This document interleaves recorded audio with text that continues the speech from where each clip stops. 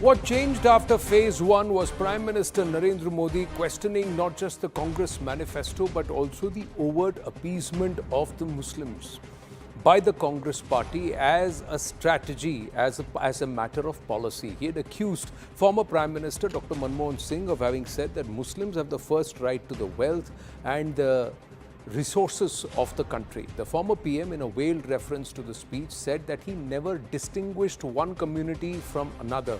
This letter, addressed to the citizens ahead of the last phase of the Lok Sabha elections, especially directed at also the voters in Punjab, Dr. Manmohan Singh launched a series of attacks at Prime Minister Narendra Modi, accusing him of using hateful and unparliamentary terms. He said Prime Minister Narendra Modi has reduced the dignity of the PMO and that wrong and false statements have been given against him. Dr. Manmohan Singh, in his clarification, said he never distinguished one community from another. But before we get into the debate, let's first listen into what Dr. Manmohan Singh said in 2006, which he underlined or repeated later on in 2009. We need to be revitalized. We will have to devise innovative plans to ensure that minorities, particularly the Muslim minority, are empowered to share equitably in the fruits of development. They must have the first claim on our resources. Our guests stay on with us. Javed Ansari ji, let's start with you.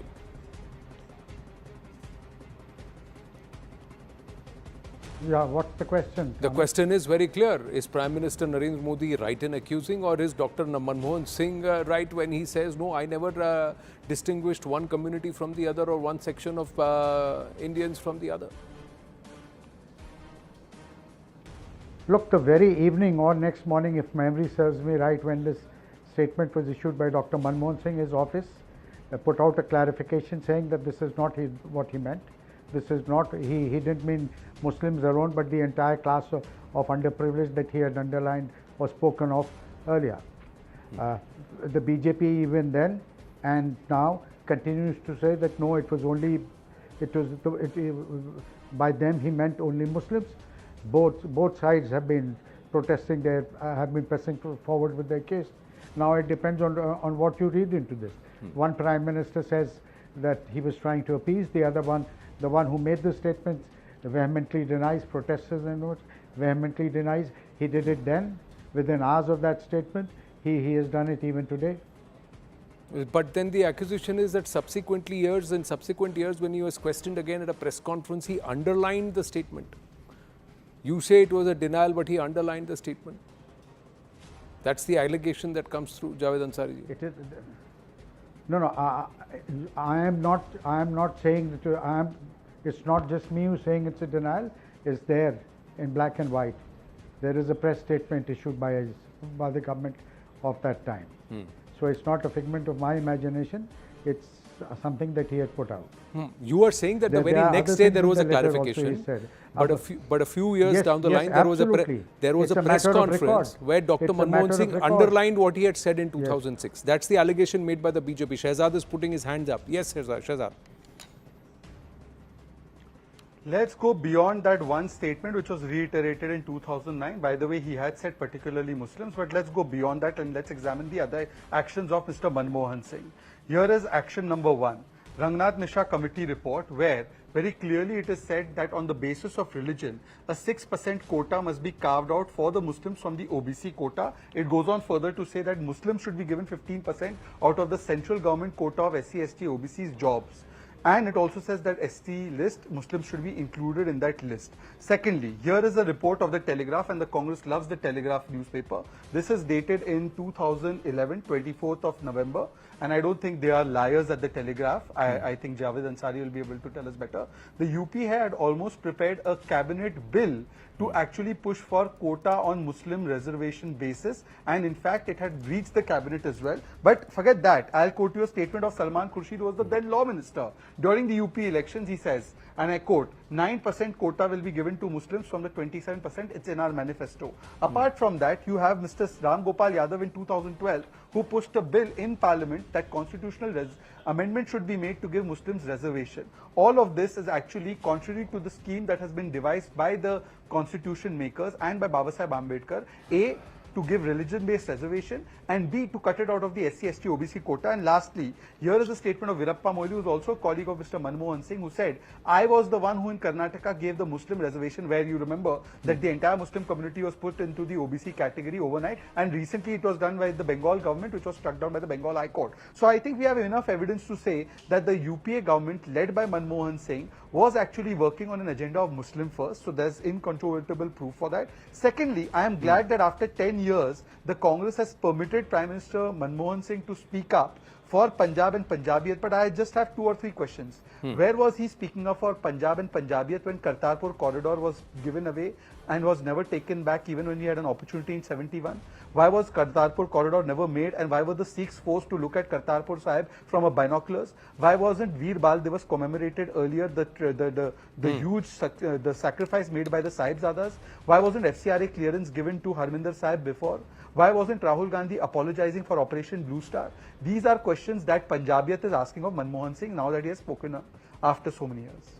Okay, Kamru Chaudhary had raised his hand initially. Yes, Kamru Chaudhary. No, that's a bucket of lies that Shahzad has just now read out in front of you regarding the Ranganathan Commission report. I believe his piecemeal WhatsApp University forwards he reads out every evening on the television channels. You must know, Mr. Shahzad, when Justice Ranganathan Commission report was tabled on the Parliament, on the floor of the Parliament, it suggested specifically 14% reservation for minorities, not for Muslims, and it said particularly 10% shall be carved out for Muslims only. He said that, but it was not that 15% that you are quoting out here. Wait, let me finish. When the report was tabled on the floor of the Parliament, the government did not go and implement it.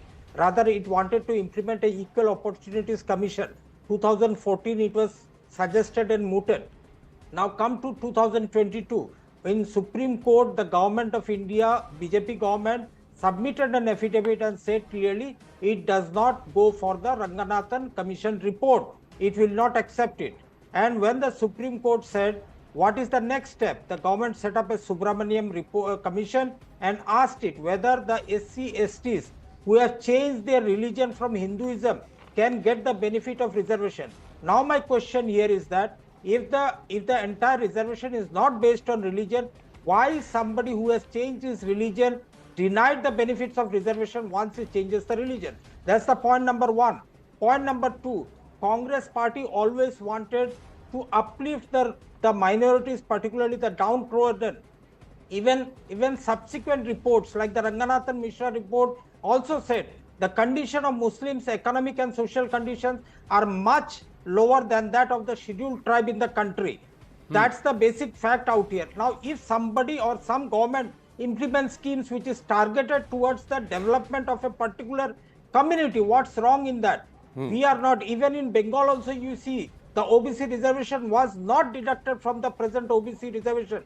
A 10% separate quota was created during the left-hand government, out of which OBC categories were there. But what Mamata Banerjee faltered out here was, she did it very much through an executive order, not following the norms of the 93 SC/ST Act Commission. Right. So there lies the problem. But I believe after the elections, we are going to challenge the High Court order and it's going to be struck down. Okay, because it rebuttal from Shahzad Poonawalla. Yes, Shahzad Poonawalla, and then Dr. Ranganathan coming to you. I quote Salman Khurshid. The Sachar Committee and Rangnath Mishra Commission have recommended 8.5% quota for Muslims. What wrong is it if I talk about 9% reservation for them? Quote unquote, Salman Khurshid, quoted in NDTV January 11, 2012.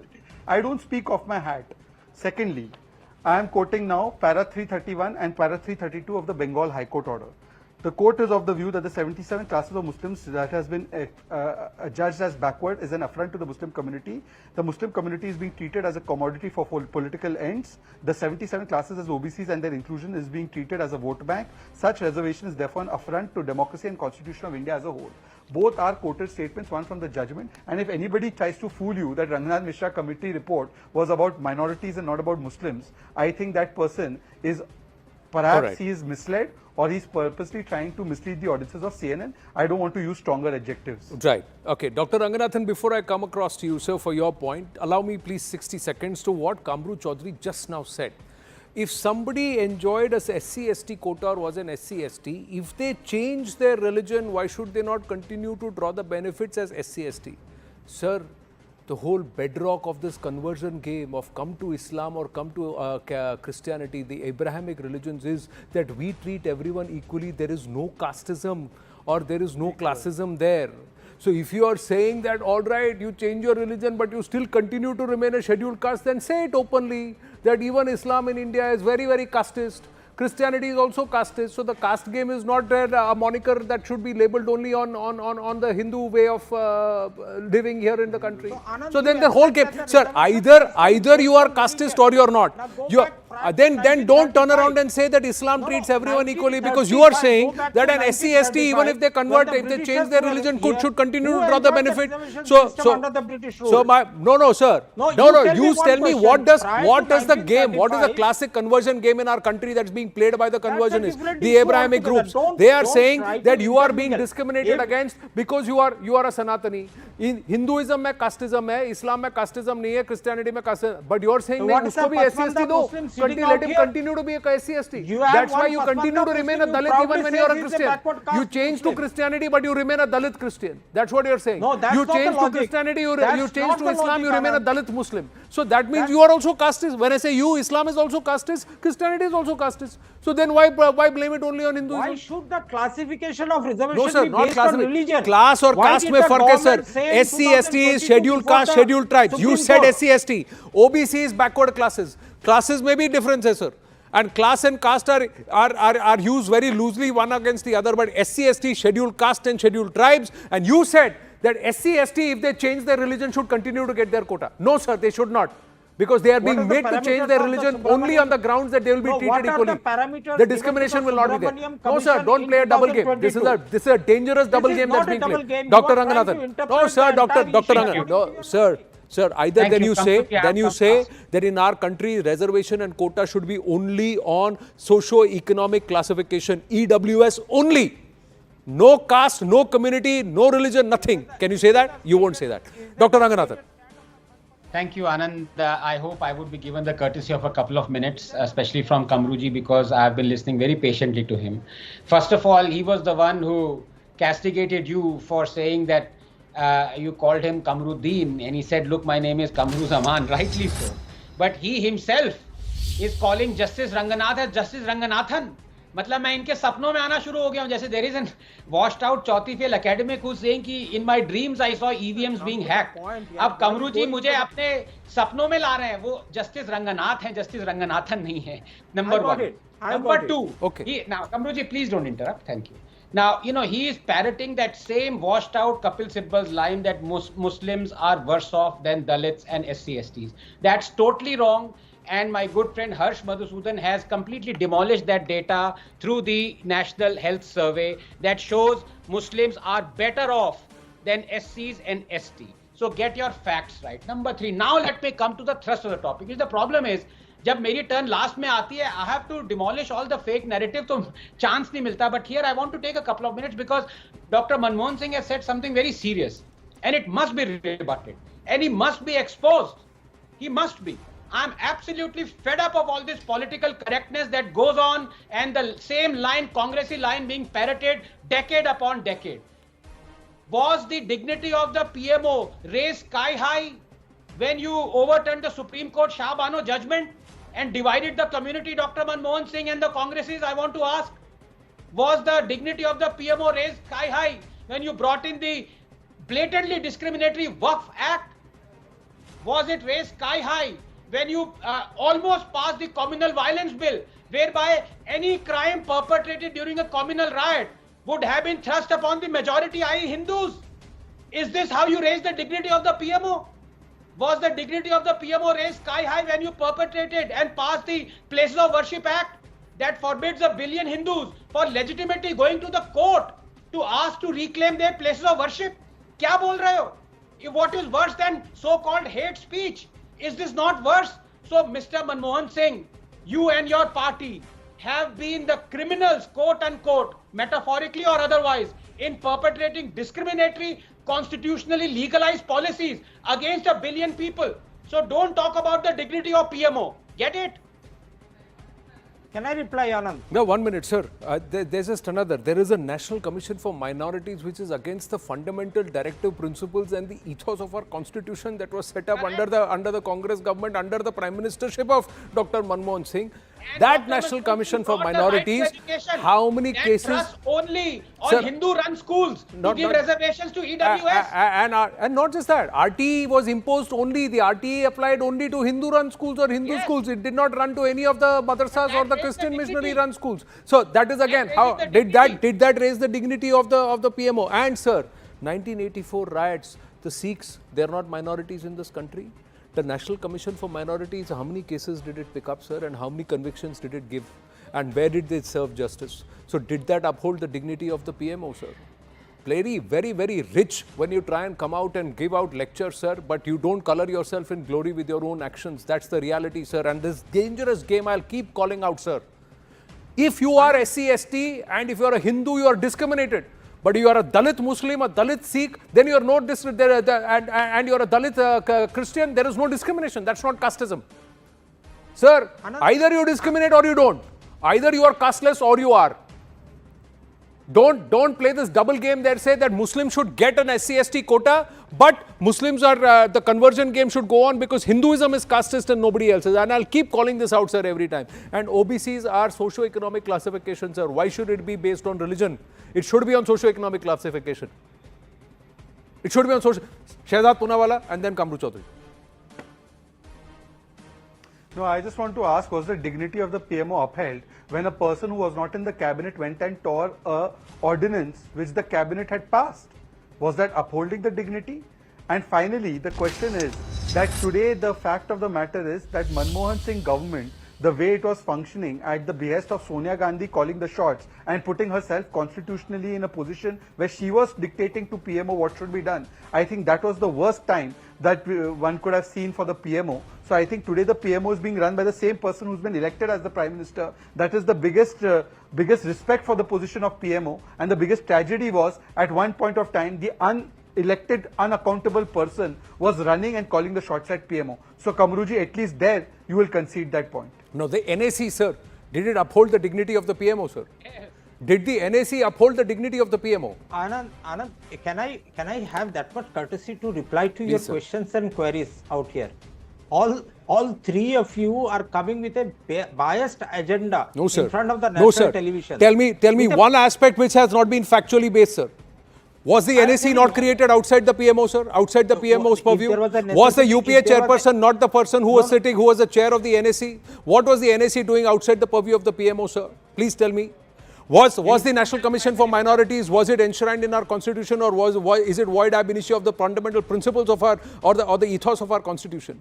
Did the National Commission of Minorities pick up any cases of the Sikhs, sir? Did they pick up the case of the 1984 riots and did they try and give convictions? What did it do, sir, even though it is against the principles of the constitution? If you are SC/ST, then is there casteism in Islam or not? Is there casteism in Christianity or not? Are the Abrahamic groups not running the conversion game by saying that we treat everyone equally? You are being differentiated, discriminated only in Hinduism. Tell me, sir, what is factually incorrect, sir? What is bluster, sir? What isn't? Anand, first and foremost, the logic that you are giving out here, that the Congress party had always conspired against a majority religion in India. But Sir, that's the not correct. why was the Shabanu ordinance overturned, sir? You have got Shabanu a judgment correlation- overturned, sir. You have got a correlation with the. Why was the Narendra Modi Shabanu government. judgment overturned, sir? You have got if Shabanu judgment was overturned. Why was by it the overturned, Parliament, by the ordinance, so also the election commission bill was also Why- overturned why- by the. why was it- Judgment was overturned by Narendra Modi government also. Sir, out no, here. sir. The election So you commission cannot decision, no, just sir. say, because The if Supreme there was Court a had said till necessity the in time there is an act 1985, passed by Parliament, we will go by our judgment. moment No, an it act was is the passed in auditors parliament, then the brought forward. parliament, the executive will prevail. That's different. So That's who brought different in from the a Supreme Court Shahbaz judgment Judgment? being overturned No, with that with an suits ordinance, you. sir. That Sir, suits don't you. compare apples to oranges. You are the one this is who's not now a trying to conversation. obfuscate facts right now, sir. I will call you No, out on that, no, Mr. Kamru Chaudhary. ECI Because, sir, overturning when a the Supreme Election Court, Commission sir, of India who judgment declared, who by the sacked all the government judges of the through an Supreme Court and ordinance imposed a national equally emergency, sir? condemnable. Who did it? A BJP leader, an NDA leader, or a Congress leader, sir? And why? Was that upholding the dignity of the PMO then? Dignity of democracy then? Who inserted the word socialist and secular forcibly when democracy was in jail in 1976 when the nation was in emergency? Altered the very preamble of our constitution against the wishes of our founding fathers. Did that uphold the dignity of the PMO then, sir? Anand, take it to your heart. Tell and me mind one that statement which is not India- factual, sir. India is a secular and a socialist. No, country sir. and will It is a remain sovereign democratic republic. That's It's the a original socialist preamble, sir, and as our secular- founding fathers it's a envisioned. socialist and Secular and secular. socialists were forcibly Now, if inserted you in say that the 1976 when socialist this and country was in secularism emergency. is not a part Don't of the obfuscate and revise facts, Then sir. I believe Revisionism I'm is dangerous, you are sir. an anti-national. I will not allow you to do Because it. you do not believe in Have the to wind up on that. Constitution, Anand. I believe in the original constitution where believe in Ram the Rajya was Constitution. was You say that envisioned. secular Ram adorned the constitution. So did Buddha. So did Hanuman. That's the original constitution, sir, where the pictures were also What the erased later on. original Who did that and did that uphold the dignity of the PMO? Please answer that. Have to wind up on that note. Thank you, sir. Have to wind up on that note.